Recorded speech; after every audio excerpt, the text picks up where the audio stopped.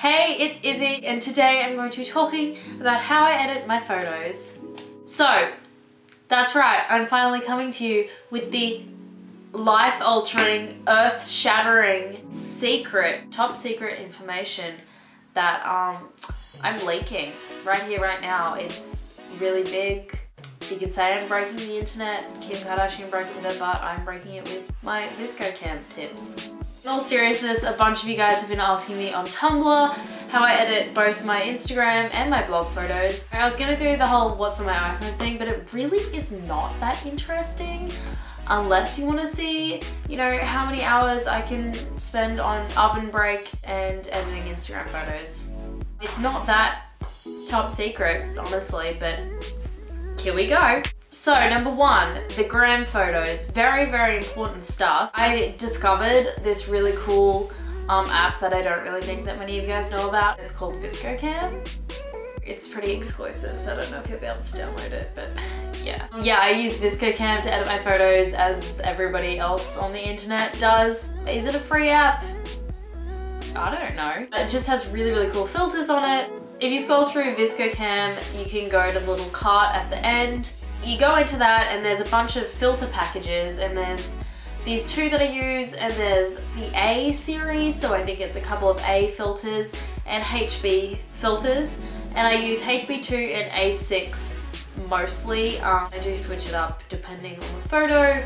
I'll just do things like adjust the brightness and the contrast and the undertones if they don't really match with my feed, which is another thing that I am a little bit pedantic about. So all of the photos, when you zoom out, all nice and cohesive and pretty together. Basically what I'm doing right now is lots of white, lots of black, and some blue and purple undertones. If I get a photo, I'll use the same filter on every single photo so that they can all look nice together.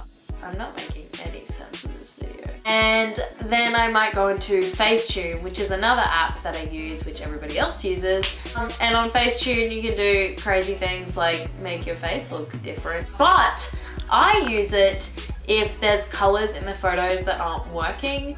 I will just edit the colors using the tones. So for instance, if I have a little red dot or a red area on my photo and I want it to be blue, I'll go into tones and just kind of like edit that bit. Yes, that's pretty much the extent of my Instagram photos. You know, just getting a nice quality gram. Switch it up, you know, wait a couple before you post another selfie if you just posted one.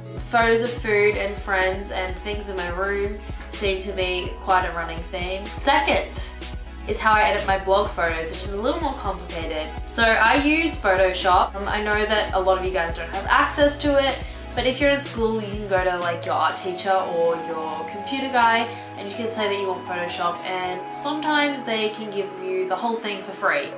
I'm on like a monthly plan with Photoshop, so I pay a certain amount per month, and it's really not as bad as it used to be buying it outright. If you're in uni, maybe you can look into that. You get student discounts. I'm just gonna tell you guys some really, really, really basic stuff that I do to my photos. I usually get around 50 to 100 photos, depending. I'll pick like, I'm not kidding, like 3 or 4 out of that bunch. And then I'll go into Photoshop and I'll edit them using something called Photoshop Curves.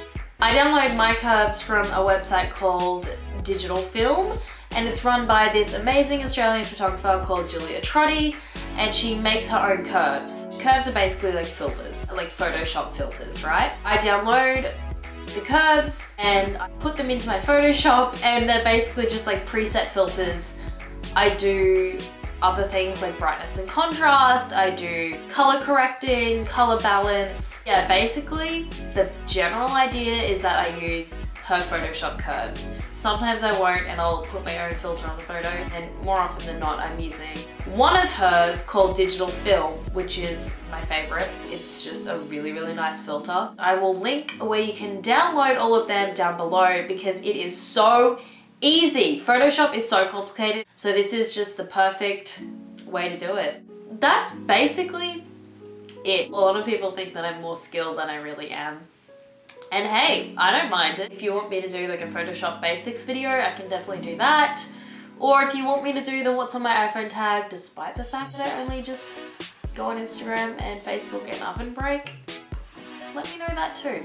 Feel free to subscribe. We're almost at 4,000 subscribers, which is really cool. I'm really stoked. I love you all very much, and I'll see you in my next video. Bye!